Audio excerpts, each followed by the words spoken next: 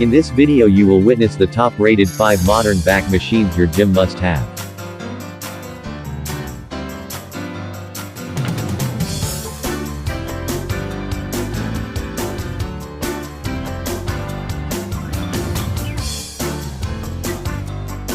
So here we have the Prime Extreme Row, one of the best plate-loaded row machines on the market. What's really great about this is you have the 3 different pins for loading. So the majority of the time I'll put most of the weight up top, some weight on the middle, but for today's purposes, check this out. Face down, nice full stretch to the bottom, pulling up, a lot of mid-back on this one. Here, stretch, and pull. I like to use this one in conjunction.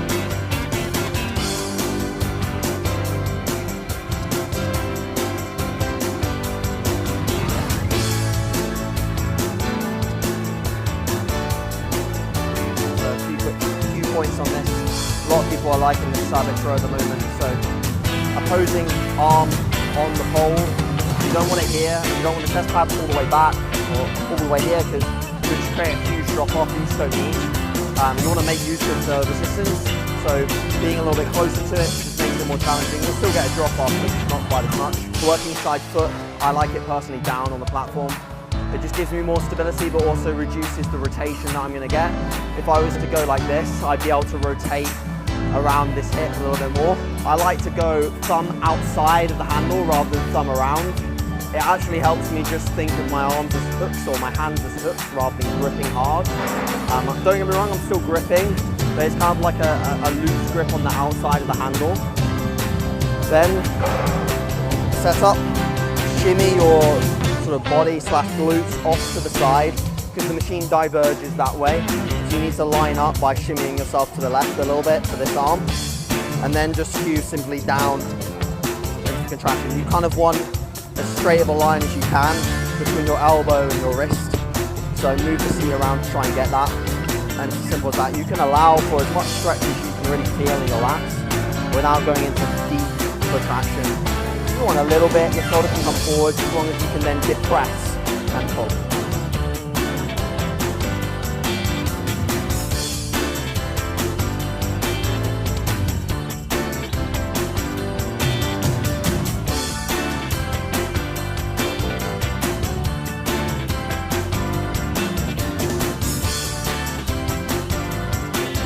The part about the humbler is you can adjust the grips based on which part of the back you want to target. So you can do narrow, wide, or anything in between. This is the foot plate that also adjusts based on your height and what's comfortable for you. The grips are swivel grips, which allow you to have a pronated grip, a neutral grip, or a supinated grip based on which part of your back you're trying to target. So to unrack and re-rack, you can just rest it on either of these pins, and I'd recommend starting without any weight just to see how it feels.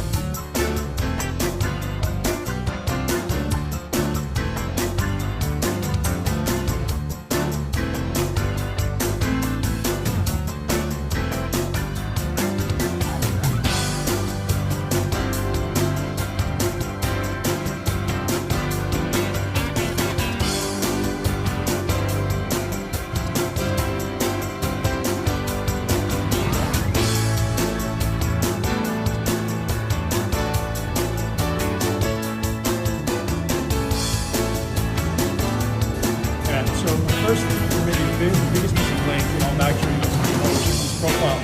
This is effectively where it's easy and where it's hard. So this specific one, you have maximum rotation here. Everything rotates around that axis. So the further this weight gets away from that axis, the harder it is. So this is where it's hardest. And the further I pull it in, the easier it gets because it's getting closer to that axis. This is when everything screws up. If I sit on that machine, it's going to be easy where I start pulling and get hardest where I'm weakest.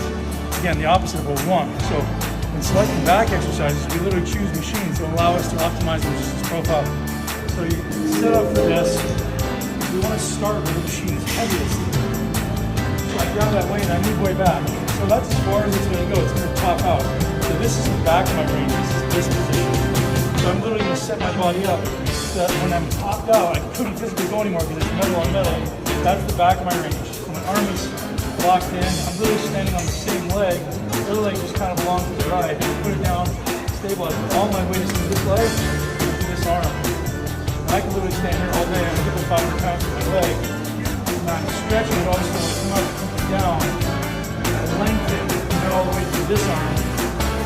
Pulling not back, but down. So my path of motion is actually driving the arm down and not back. Lock this in, lock the leg in. Stretch it, step up, down, pull. To top it out, so I can use that to push into isometrically. Shoulder still driving down. I'm using my lat to slow the machine down. Using the lat to accelerate it, decelerate it. Stretch.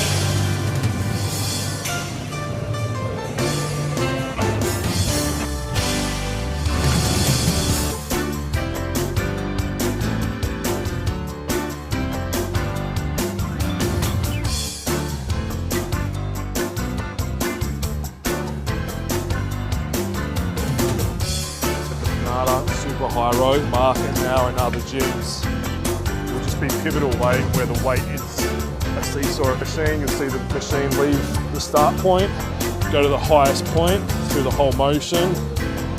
The weight feels equally the same across the whole board. Once you find your adjustment and sweet spot, you really never have to reset it, and you can almost go back to the same. More superior than most other machines, purely because we can adjust the seat for a higher person. I'm 6 foot on the nose, so I'll have my seat just one away from the bottom. If you're a little bit shorter, obviously you can go all the way up to the top. Again, the seat adjustment in itself isn't just an up-down pattern, it also swings in and swings out from the actual knee. Once I've set up the chair position on the base, you can jump in. Generally what I do is change the knee adjustment first, get that locked in, and then depending where your hand grip is and how long the actual set up the machine. Another little bit of superior equipment with Strata or a superior design. We've got pivotal hand adjustments, so we can actually go to a rotating pattern.